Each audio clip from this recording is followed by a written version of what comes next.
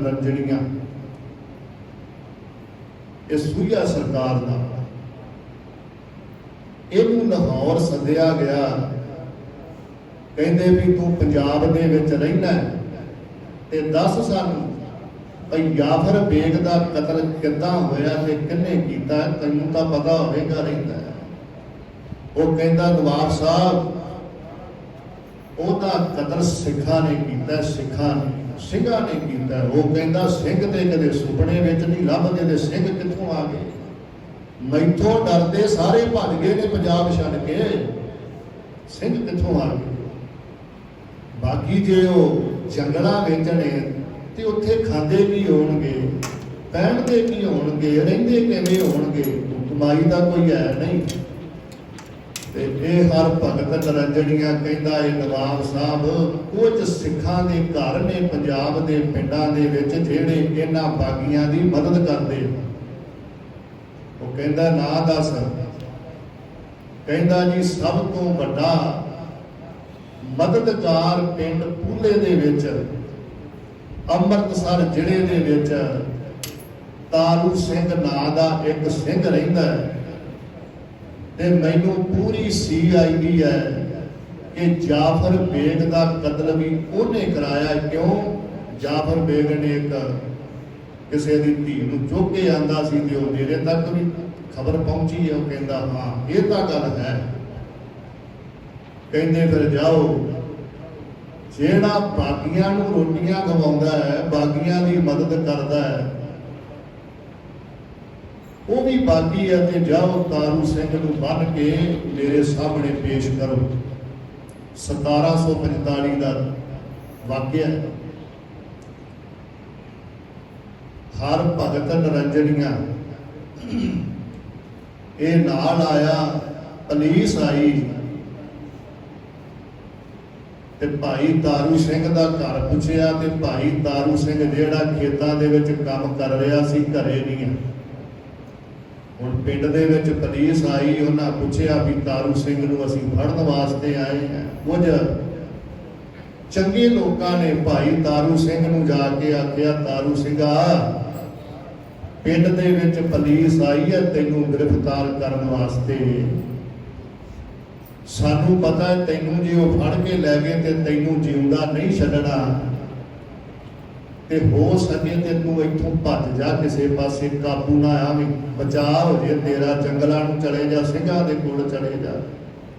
ਤੇ ਭਾਈ ਤਾਰੂ ਸਿੰਘ ਕਹਿੰਦਾ ਹੈ ਕਿ ਨਹੀਂ, ਮੈਂ ਬਿਲਕੁਲ ਬੇਕਸੂਰ ਹਾਂ ਤੇ ਮੇਰਾ ਭਰੋਸਾ ਗੁਰੂ ਗੋਬਿੰਦ ਸਿੰਘ ਦੇ ਉੱਪਰ ਹੈ ਤੇ ਜਿਵੇਂ ਉਹਦੀ ਮਰਜ਼ੀ ਹੋਈ ਤੇ ਹੋਣਾ ਉਵੇਂ ਹੀ ਹੈ। ਮੈਂ ਭੱਜ ਕੇ ਨਹੀਂ ਜਾਣਾ। ਬਾਕੀ ਜੇ ਮੈਂ ਭੱਜ ਕੇ ਚਲਾ ਗਿਆ, ਆਪਣੀ ਜਾਨ ਬਚਾ ਲਈ ਤੇ ਹੋ ਸਕਦਾ ਹੈ ਇਸ ਗੁੱਸੇ ਦੇ ਵਿੱਚ ਉਹ ਪੁਲਿਸ ਵਾਲੇ ਸਰਕਾਰ ਪਿੰਡ ਦੇ ਉੱਤੇ ਗੁੱਸਾ ਕੱਢੇ, ਕਿਸੇ ਹੋਰ ਨੂੰ ਫੜ ਕੇ ਲੈ ਜਾਣਗੇ। ਏਦਾਂ ਹੀ ਕਰਦੇ ਰਹੇ ਪਿਛਲੇ ਸਮੇਂ 'ਚ। ਭਾਈ ਤਾਰੂ ਸਿੰਘ ਕਹਿੰਦਾ ਮੈਂ ਭੱਜਣਾ ਨਹੀਂ। ਘਰੇ ਆਇਆ, ਸਿਪਾਹੀ ਜਦੋਂ ਘਰੇ ਆਏ ਦਰਵਾਜ਼ਾ ਖੜਕਾਇਆ, ਮਾਂ ਨੇ ਦਰਵਾਜ਼ਾ ਖੋਲ੍ਹਿਆ। ਕਹਿੰਦੇ ਤਾਰੂ ਸਿੰਘ ਕਿੱਥੇ ਹੈ ਮਾਤਾ? ਤੇ ਮਾਂ ਕਹਿੰਦੀ ਹੈ ਪੁੱਤਰੋ ਤਾਰੂ ਸਿੰਘ ਵੀ ਆ ਜਾਂਦਾ ਹੈ, ਆਓ ਬੈਠੋ, ਪਹਿਲਾਂ ਚੱਲ ਪਾਣੀ ਛਕੋ। ਕਿਉਂਕਿ ਉਹ ਵੀ ਸਿੱਖੀ ਦੇ ਨਾਲ ਜੁੜੇ ਹੋਏ ਸੀ। ਵੇਖ ਕੇ ਡਰੀ ਨਹੀਂ ਵੀ ਹਾਏ ਪੁਲਿਸ ਆ ਗਈ ਹੈ, ਬੈਠੋ ਜਦ ਪਾਣੀ ਛਕੋ, ਤੁਹਾਨੂੰ ਤਾਰੂ ਸਿੰਘ ਵੀ ਬੁਲਾ ਦਿੰਦੇ। ਉਹ ਤਾਂ ਉਹਨਾਂ ਨੂੰ ਹੁਕਮ ਸੀ ਵੀ ਸਾਰੇ ਪਰਿਵਾਰ ਨੂੰ ਗ੍ਰਿਫਤਾਰ ਕਰਕੇ ਲਿਆਉਣਾ। ਜਦੋਂ ਮਾਂ ਨੇ ਬੜੇ ਪਿਆਰ ਦੇ ਨਾਲ ਉਹਨਾਂ ਨੂੰ ਬੁਲਾਇਆ ਤੇ ਉਹਨਾਂ ਦੇ ਅੰਦਰ ਵੀ ਕੁਛ ਨਾ ਕਹਿ ਲਓ ਕਿ ਰੱਬ ਜਿਹੜਾ ਸੀ ਉਹਨੇ ਆਖਿਆ ਕਿ ਨਹੀਂ, ਇਹ ਬੰਦੇ ਜਿਹੜੇ ਇਹ ਜਾਲ ਬਣੀ ਹੋ ਸਕਦੇ। ਵੇਖੋ ਸਾਰਾ ਸੰਸਾਰ ਇੱਕੋ ਜਿਹਾ ਨਹੀਂ, ਸਾਰੇ ਪੁਲਿਸ ਵਾਲੇ ਜਾਲ ਬਣੀ ਹੁੰਦੇ, ਧਰਮੀ ਵੀ ਹੁੰਦੇ ਨੇ, ਸਾਰੀ ਦੁਨੀਆ ਇੱਕੋ ਜਿਹੀ ਨਹੀਂ। ਉਹ ਕਹਿਣ ਲੱਗੇ ਮਾਤਾ ਸਾਨੂੰ ਤੇ ਹੁਕਮ ਹੈ ਸਾਰੇ ਪਰਿਵਾਰ ਨੂੰ ਲਿਆਉਣ ਦਾ, ਪਰ ਤੇਰਾ ਸੁਭਾਅ ਬੜਾ ਚੰਗਾ ਹੈ, ਸਾਨੂੰ ਲੱਗ ਰਿਹਾ ਕਿ ਤੁਹਾਡੇ ਨਾਲ ਨਜਾਇਜ਼ ਹੋ ਰਹੀ ਹੈ। ਮਾਤਾ ਤੁਹਾਨੂੰ ਮਾਵਾਂ ਧੀਆਂ ਨੂੰ ਤੇ ਅਸੀਂ ਛੱਡ ਦੇਣੇ, ਪਰ ਤਾਰੂ ਸਿੰਘ ਨੂੰ ਲੈ ਕੇ ਜਾਣਾ ਪੈਣਾ। ਕਿਉਂ? ਸਰਕਾਰ ਦਾ ਹੁਕਮ ਹੈ ਸਖਤੀ ਦੇ ਨਾਲ। ਤਾਰੂ ਸਿੰਘ ਨੂੰ ਪਿੰਡ ਪੂਲਿਆਂ ਤੋਂ ਗੁਰਮੁਖੋ ਜੰਜੀਰਾਂ ਦੇ ਵਿੱਚ ਜਕੜ ਕੇ ਲਾਹੌਰ ਪੇਸ਼ ਕੀਤਾ ਗਿਆ। ਲਾਹੌਰ ਪੇਸ਼ ਕੀਤਾ ਜ਼ਕਰੀਆ ਖਾਨ ਦੇ ਦਰਬਾਰ ਵਿੱਚ, ਤੇ ਜ਼ਕਰੀਆ ਖਾਨ ਕਹਿੰਦਾ ਵੀ ਤੂੰ ਬਾਗੀਆਂ ਨੂੰ ਪਨਾਹ ਦੇਣਾ, ਬਾਗੀਆਂ ਦੀ ਮਦਦ ਕਰਦਾ ਹੈ। ਤੇ ਤਾਰੂ ਸਿੰਘ ਕਹਿੰਦਾ ਤੇਰੀ ਨਜ਼ਰ ਵਿੱਚ ਬਾਗੀ ਹੋਣਗੇ, ਮੇਰੀ ਨਜ਼ਰ ਵਿੱਚ ਉਹ ਧਰਮ ਦੇ ਰਾਖੇ ਨੇ, ਦੇਸ਼ ਦੇ ਰਾਖੇ ਨੇ। ਜ਼ੁਲਮ ਤਾਂ ਤੁਸੀਂ ਕਰ ਰਹੇ ਹੋ, ਨਜਾਇਜ਼ ਲੋਕਾਂ ਨੂੰ ਮਾਰਦੇ ਹੋ, ਲੁੱਟਦੇ ਹੋ, ਕੁੱਟਦੇ ਹੋ। ਉਹ ਕਹਿੰਦਾ ਤਾਰੂ ਸਿੰਘਾ ਮੈਨੂੰ ਇਸ ਗੱਲ ਦਾ ਪਤਾ ਨਹੀਂ, ਪਰ ਜੇ ਤੂੰ ਆਪਣੀ ਜਾਨ ਦੀ ਖਲਾਸੀ ਚਾਹੁੰਦਾ ਹੈ ਨਾ, ਤੇ ਤੂੰ ਇਸਲਾਮ ਕਬੂਲ ਕਰ ਲੈ। ਜੇ ਇਸਲਾਮ ਕਬੂਲ ਕਰ ਲਵੇਂ, ਉਹਦੇ ਬਦਲੇ ਤੈਨੂੰ ਜੋ ਮੰਗੇ ਤੈਨੂੰ ਮਿਲੇਗਾ, ਐਸ਼ੋ ਆਰਾਮ ਜਗੀਰਾਂ ਮਿਲਣਗੀਆਂ। ਪਰ ਯਾਦ ਰੱਖੀ, ਜੇ ਇਸਲਾਮ ਕਬੂਲ ਨਾ ਕੀਤਾ ਤੇ ਇਹੋ ਜਿਹੀ ਤੈਨੂੰ ਸਜ਼ਾ ਦੇਣੀ ਹੈ ਕਿ ਅਜੇ ਤੱਕ ਕਿਸੇ ਨੂੰ ਮਿਲੀ ਨਹੀਂ ਹੋਈ। ਪਰ ਗੁਰਮੁਖੋ, ਇਹ ਸਿੰਘ ਡੋਲਿਆ ਨਹੀਂ। ਕਿਉਂ? ਮਾਂ ਨੇ ਲੋਰੀਆਂ ਦੇ ਵਿੱਚ ਬਾਣੀ ਸੁਣਾਈ ਸੀ, ਜਪਜੀ ਸਾਹਿਬ ਸੁਣਾਇਆ ਸੀ, ਕਿਤੇ ਗਾਣੇ ਨਹੀਂ ਸੀ ਸੁਣਾਏ ਮਾਂ ਨੇ। ਬਾਣੀ ਦਾ ਰੰਗ, ਬਾਣੀ ਦੀ ਧੁਨ ਉਹਦੇ ਰੋਮ ਰੋਮ ਵਿੱਚ ਸਮਾਈ ਹੋਈ ਸੀ। ਜਦੋਂ ਭਾਈ ਤਾਰੂ ਸਿੰਘ ਘਰੋਂ ਤੁਰਨ ਲੱਗਿਆ ਸੀ ਨਾ, ਸਿਪਾਹੀਆਂ ਦੇ ਨਾਲ, ਤੇ ਮਾਂ ਨੇ ਆਵਾਜ਼ ਮਾਰ ਕੇ ਆਖਿਆ, ਕਹਿੰਦੀ ਤਾਰੂ ਸਿੰਘਾ ਪੁੱਤਰਾ ਤੈਨੂੰ ਲੈ ਕੇ ਚੱਲੇ ਨੇ, ਮੈਂ ਜਾਣਦੀ ਆ ਤੂੰ ਹੁਣ ਵਾਪਸ ਨਹੀਂ ਆਉਣਾ। ਪਰ ਤਾਰੂ ਸਿੰਘਾ ਤੇਰਾ ਨਾਂ ਤੇਰੇ ਪਿਤਾ ਤੇਰੀ ਮਾਂ ਨੇ ਤਾਰੂ ਸਿੰਘ ਰੱਖਿਆ ਸੀ, ਤੇ ਜਿਹੜੇ ਤਾਰੂ ਹੁੰਦੇ ਨੇ ਉਹ ਪਾਣੀ ਵਿੱਚ ਡੁੱਬਦੇ ਨਹੀਂ, ਤਰਕੇ ਲੰਘ ਜਾਂਦੇ ਨੇ। ਤੇ ਅੱਜ ਤੈਨੂੰ ਜ਼ੁਲਮ ਦੇ ਸਾਗਰ ਵਿੱਚੋਂ ਤਰ ਕੇ ਅੱਗੇ ਲੰਘਣਾ ਪੈਣਾ। ਵੇਖੀ ਕਿਤੇ ਇਹਦੇ ਵਿੱਚ ਡੁੱਬਣਾ ਨਹੀਂ। ਕਹਿੰਦਾ ਮਾਂ ਤੂੰ ਚਿੰਤਾ ਨਾ ਕਰ, ਤਾਰੂ ਸਿੰਘ ਮਰ ਸਕਦਾ ਪਰ ਝੁਕ ਨਹੀਂ ਸਕਦਾ। ਜ਼ਕਰੀਆ ਕਹਿੰਦਾ ਤਾਰੂ ਸਿੰਘਾ ਇਸਲਾਮ ਕਬੂਲ ਕਰ। ਨਾ ਕੀਤੀ, ਕਹਿੰਦਾ ਤੇਰੇ ਐਸ਼ੋ ਰਾਮਾਂ ਨੂੰ ਮੈਂ ਕੁਛ ਵੀ ਨਹੀਂ ਜਾਣਦਾ, ਤੇ ਨਾ ਮੈਂ ਤੇਰੇ ਡਰ ਤੋਂ ਡਰਦਾ। ਭੈ ਕਾਹੂ ਕੋ ਦੇਤ ਨਹਿ ਭੈ ਮਾਨਤ ਆਨ। ਮੇਰੇ ਗੁਰੂ ਦਾ ਹੁਕਮ ਹੈ ਵੀ ਨਾ ਕਿਸੇ ਨੂੰ ਡਰਾਉਣਾ ਤੇ ਨਾ ਕਿਸੇ ਕੋਲੋਂ ਡਰਨਾ। ਉਹ ਕਹਿੰਦਾ ਜੇ ਨਹੀਂ ਤੇ ਫਿਰ ਯਾਦ ਰੱਖ ਸਜ਼ਾ ਭੁਗਤਣ ਵਾਸਤੇ ਤਿਆਰ ਹੋ ਜਾ। ਭਾਈ ਤਾਰੂ ਸਿੰਘ ਕਹਿੰਦਾ ਕਿ ਜਿੰਨਾ ਚਿਰ ਮੈਂ ਜਿਉਂਦਾ ਹਾਂ ਉਹਨਾਂ ਚਿਰ ਮੈਂ ਸਿੱਖੀ ਨਹੀਂ ਛੱਡ ਸਕਦਾ। ਜਿਉਂਦੇ ਜੀ ਸਿੱਖੀ ਨਹੀਂ ਛੱਡੀ ਜਾਵੇ। ਮੇਰੀ ਸਿੱਖੀ ਮੇਰੇ ਕੇਸਾਂ ਸਵਾਸਾਂ ਦੇ ਸੰਗ ਨਿਭੇਗੀ, ਮੈਂ ਤੇਰੇ ਅੱਗੇ ਝੁਕਣਾ ਨਹੀਂ। ਤੇ ਜ਼ਕਰੀਆ ਕਹਿੰਦਾ ਜਿਹੜੇ ਸਿੱਖਾਂ ਦੀ ਵਾਹਿਗੁਰੂ, ਜਿਹੜੇ ਕੇਸਾਂ ਦੀ ਤੂੰ ਬਾਰ-ਬਾਰ ਦੁਹਾਈ ਦੇਣਾ ਨਾ ਤਾਰੂ ਸਿੰਘਾ, ਯਾਦ ਰੱਖ ਤੇਰੇ ਕੇਸ ਮੈਂ ਜੁੱਤੀਆਂ ਮਾਰ-ਮਾਰ ਕੇ ਤੇ ਸਿਰ ਚੋਂ ਉਡਾ ਦੇਣੇ। ਵੇਖੋ ਭਾਈ ਤਾਰੂ ਸਿੰਘ ਸੰਤ ਵੀ ਹੈ, ਸਿਪਾਹੀ ਵੀ ਹੈ ਤੇ ਸ਼ਹੀਦ ਵੀ ਹੈ। 3 ਖਿਤਾਬ ਉਹਨੂੰ ਮਿਲੇ ਨੇ। ਸਿੱਖ ਹੋਣਾ ਸਾਨੂੰ ਸਾਰਿਆਂ ਨੂੰ ਨਸੀਬ ਹੋਇਆ, ਸੰਤ ਸਾਡੇ ਵਿੱਚ ਕੋਈ ਵੀ ਨਹੀਂ। ਤੇ ਸਾਡੇ ਵਿਦਵਾਨ ਕਹਿੰਦੇ ਸਿੱਖਾਂ ਦੇ ਘਰੇ ਪੈਦਾ ਹੋਣਾ ਵੱਡੇ ਕਰਮਾਂ ਦੀ ਨਿਸ਼ਾਨੀ ਹੈ। ਸਿੱਖ ਦੇ ਘਰੇ ਪੈਦਾ ਹੋ ਕੇ ਸੰਤ ਬਣਨਾ ਉਸ ਤੋਂ ਵੀ ਵੱਡੇ ਕਰਮਾਂ ਦੀ ਨਿਸ਼ਾਨੀ ਹੈ। ਤੇ ਕਹਿੰਦੇ ਸਿੱਖ ਹੋ ਕੇ ਸੰਤ ਬਣਨਾ, ਸੰਤ ਬਣ ਕੇ ਸ਼ਹੀਦ ਹੋਣਾ ਉਸ ਤੋਂ ਵੀ ਵੱਡੇ ਕਰਮਾਂ ਦੀ ਨਿਸ਼ਾਨੀ ਹੈ। ਸਿੱਖ ਅਸੀਂ ਹਾਂ, ਸੰਤ ਸਾਡੇ ਵਿੱਚ ਕੋਈ ਨਹੀਂ, ਤੇ ਸ਼ਹੀਦ ਵੀ ਆਪਾਂ ਕੋਈ ਨਹੀਂ ਹੋ ਸਕਦੇ। ਕੌਮ ਦੀ ਖਾਤਰ ਅਸੀਂ ਹਾਲੇ ਤੱਕ ਕੀੜੀ ਨਹੀਂ ਮਾਰੀ। ਹਾਂ ਆਪਣਿਆਂ ਨੂੰ ਜ਼ਰੂਰ ਕੁੱਟਿਆ ਹੋਵੇਗਾ ਕਿਸੇ ਨਾ ਕਿਸੇ ਗੱਲੋਂ, ਪੈਸਿਆਂ ਪਿੱਛੇ ਜਾਂ ਖੋਣ ਖਾਣ ਪਿੱਛੇ। ਭਾਈ ਤਾਰੂ ਸਿੰਘ ਕਹਿੰਦਾ मैनू तेरी ईद कबूल नहीं। जेड़े केसां दी तू दुहाई देना, जुत्तियां मार मार के तेरे सिर तो केस उड़ा देंगा। ते भाई तारू सिंह गुस्से दे विच कहंदा ए ओ जकरिया खान, तू मैनू दो चार गालां कढ लैंदा, बुरा बड़ा कह लैंदा, तारू सिंह नूं कोई परवाह नहीं सी। ਇਹ ਕੇਸ ਤਾਰੂ ਸਿੰਘ ਦੇ ਨਹੀਂ, ਇਹ ਕੇਸ ਗੁਰੂ ਗੋਬਿੰਦ ਸਿੰਘ ਦੀ ਬਖਸ਼ੀ ਹੋਈ ਮੋਹਰ ਹੈ।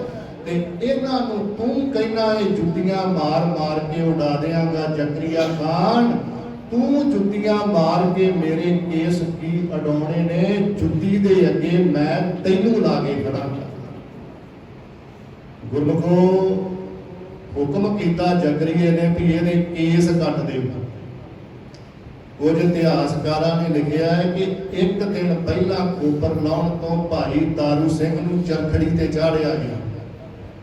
ਤੁਸੀਂ ਫੋਟੋਆਂ ਤੇ ਵੇਖੀਆਂ ਚਰਖੜੀਆਂ, ਚਰਖੜੀ ਤੇ ਚਾੜ ਕੇ ਤੇ ਜੇਲ੍ਹ ਦੇ ਵਿੱਚ ਬੰਦ ਕਰ ਦਿੱਤਾ ਗਿਆ। ਕੋਈ ਪਾਣੀ ਕੁਛ ਰੋਟੀ ਕੁਛ ਨਹੀਂ ਦਿੱਤਾ ਗਿਆ ਵੀ ਸ਼ਾਇਦ ਤੜਫਦਾ ਤੜਫਦਾ ਮਰ ਜਾਣਾ ਰਾਤੋਂ ਰਾਤ। ਸਾਰੀ ਰਾਤ ਉਹਨੂੰ ਉਦਾਂ ਹੀ ਛੱਡ ਦਿੱਤਾ। कोई दवाई कुछ पानी कुछ छकण वास्ते नहीं दिता। ਜ਼ਕਰੀਆ ਖਾਨ दिन चढ़िया, सिपाहियां भेजिया, कहते जाओ तारू सिंह नूं वेखो हैगा कि मर गया। सिपाही गए ते भाई तारू सिंह जिहड़ा चौंकड़ा मार के बैठा ते जपजी साहब दा पाठ करदा, जपजी साहब दा पाठ करदा। ਉਹਨਾਂ ਜਾ ਕੇ ਆਖਿਆ ਨਵਾਬ ਜੀ, ਤੂੰ ਤੇ ਕਹਿੰਦਾ ਤਾਰੂ ਸਿੰਘ ਮਰ ਗਿਆ ਹੋਣਾ, ਉਹਦੇ ਕਲਾਮ ਪੜ੍ਹਦਾ ਬੜਾ ਵਧੀਆ, ਉਹਨੇ ਮਰਿਆ ਨਹੀਂ ਹਾਲੇ। ਸਰੀਰ ਦੇ ਵਿੱਚੋਂ ਦੀ 1.5 ਫੁੱਟ ਚਰਖੜੀ ਦੇ ਦੰਦੇ ਜਿਹੜੇ ਆਰ ਪਾਰ ਹੋ ਚੁੱਕੇ ਨੇ, ਸਰੀਰ ਪਿੰਜਿਆ ਗਿਆ। ਤੇ ਜੇ ਉਹ ਸਿੰਘ ਬਚਿਆ ਤੇ ਨਾਮ ਦੀ ਤਾਕਤ ਕਰਕੇ ਬਚਿਆ। ਉਹ ਕਹਿੰਦਾ ਲਿਆਓ ਕੱਢ ਕੇ ਇਹਨੂੰ, ਫਿਰ ਜੇ ਬਚਿਆ ਤੇ ਇਹਨੂੰ ਹੋਰ ਸਜ਼ਾ ਦੇਈਏ, ਸ਼ਾਇਦ ਝੁਕ ਜਾਵੇ। ਕਹਿੰਦਾ ਰਾਤ ਦਾ ਤੜਫਦਾ ਰਿਹਾ ਹੋਣਾ ਹੈ, ਹੁਣ ਝੁਕ ਜਾਵੇਗਾ। ਤਾਰੂ ਸਿੰਘ ਨੂੰ ਲਿਆਂਦਾ, ਕਹਿੰਦਾ ਤਾਰੂ ਸਿੰਘਾ ਵੇਖਿਆ ਸਰਕਾਰ ਦੇ ਅੱਗੇ ਅੜਨ ਦਾ ਇੰਜਾਮ, ਹਾਲੇ ਵੀ ਤੇਰਾ ਬਚਾਅ ਹੋ ਸਕਦਾ, ਤੇਰਾ ਇਲਾਜ ਕਰਾ ਕੇ ਤੈਨੂੰ ਬਚਾ ਲੈਂਦੇ ਆ ਤੇ ਸਲਾਮ ਕਬੂਲ ਕਰ ਲੈ।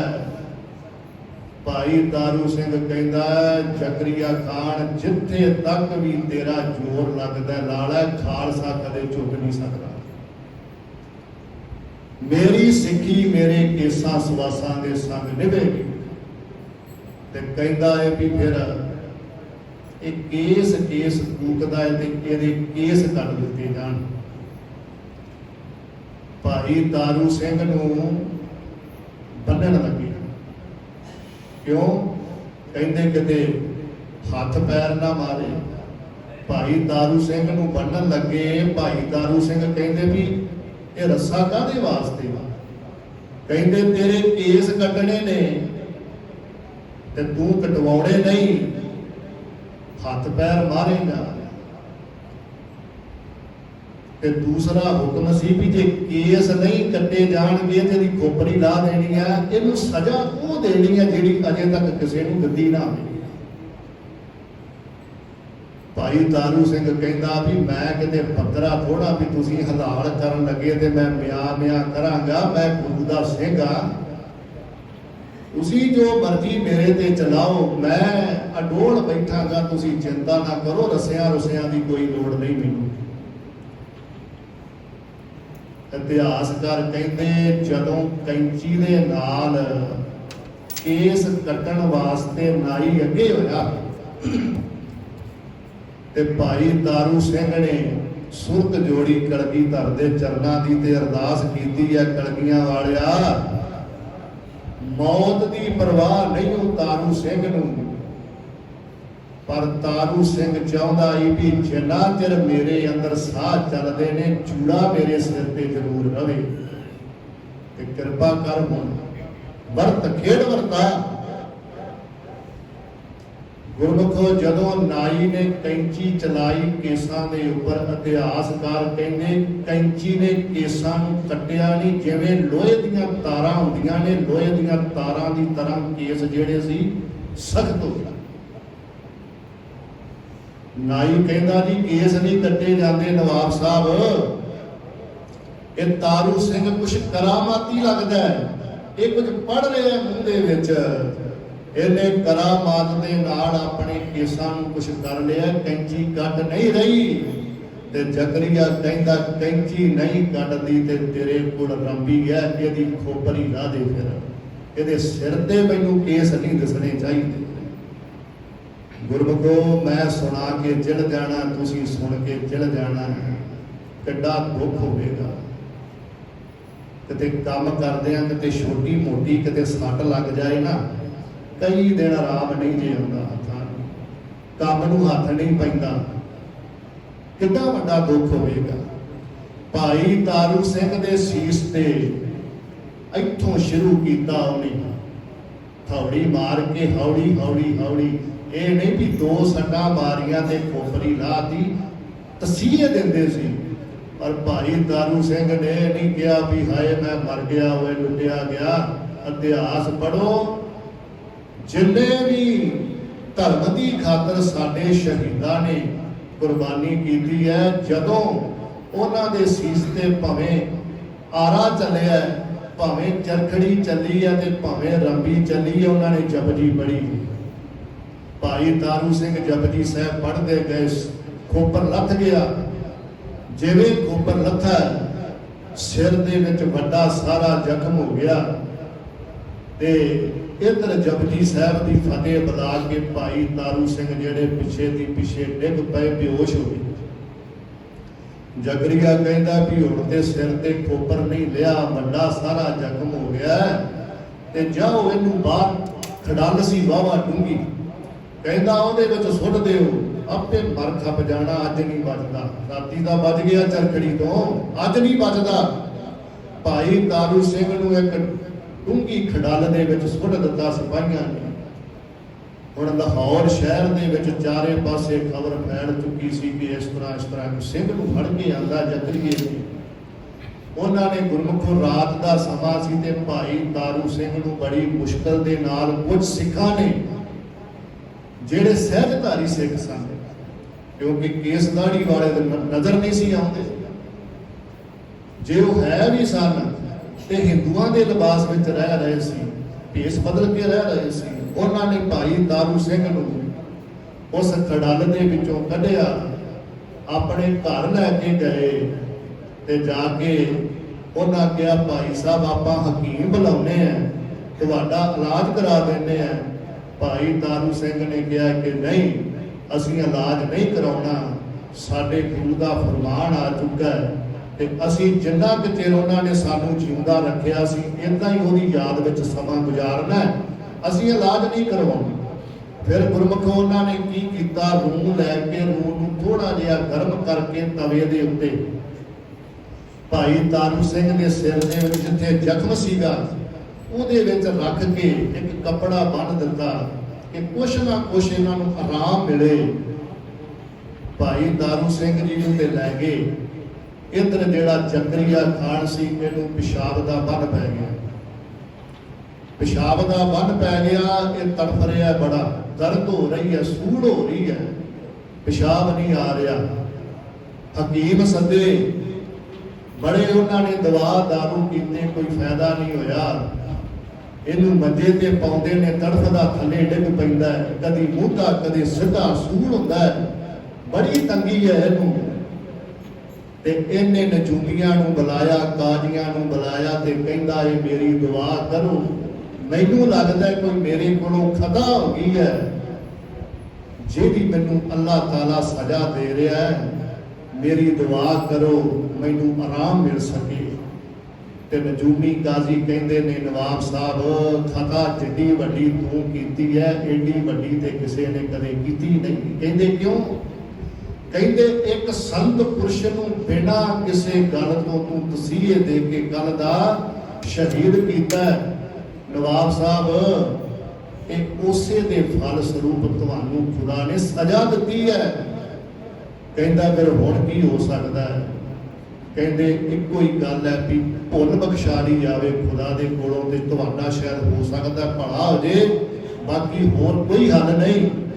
ਤੇ ਗੁਰਮੁਖੋ ਭਾਈ ਵਾਹਿਗੁਰੂ ਜ਼ਕਰੀਆ ਖਾਨ ਨੇ ਸੁਨੇਹਾ ਘੱਲਿਆ ਭਾਈ ਸੁਬੇਗ ਸਿੰਘ ਦੇ ਕੋਲ। ਭਾਈ ਸੁਬੇਗ ਸਿੰਘ ਇਹ ਜਿਹੜੇ ਸੀ ਇਹ ਖਾਲਸੇ ਦੇ ਇੱਕ ਜਥੇ ਦੇ ਮੁਖੀ ਜਥੇਦਾਰ ਸਨ।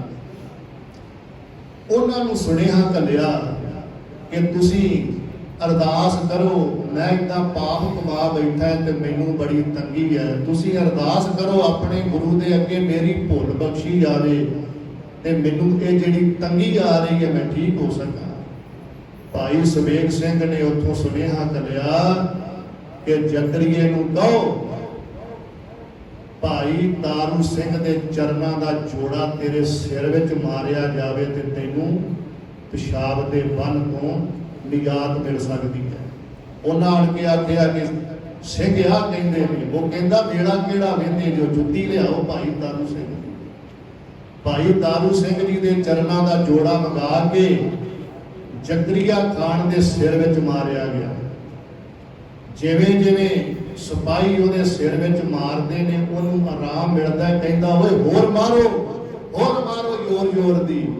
ਜਿੰਨਾ ਜ਼ੋਰ ਦੀ ਮਾਰਦੇ ਨੇ ਉਹਨੂੰ ਆਰਾਮ ਮਿਲਦਾ, ਉਹਦੇ ਪਿਸ਼ਾਬ ਦਾ ਬੰਨ ਜਿਹੜਾ ਖਤਮ ਹੋ ਗਿਆ।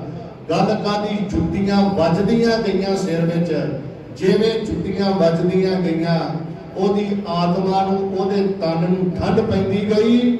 ਜੁੱਤੀਆਂ ਵੱਜਦਿਆਂ ਜ਼ਕਰੀਏ ਦਾ ਅੰਤ ਹੋ ਗਿਆ। ਇਧਰ ਭਾਈ ਤਾਰੂ ਸਿੰਘ,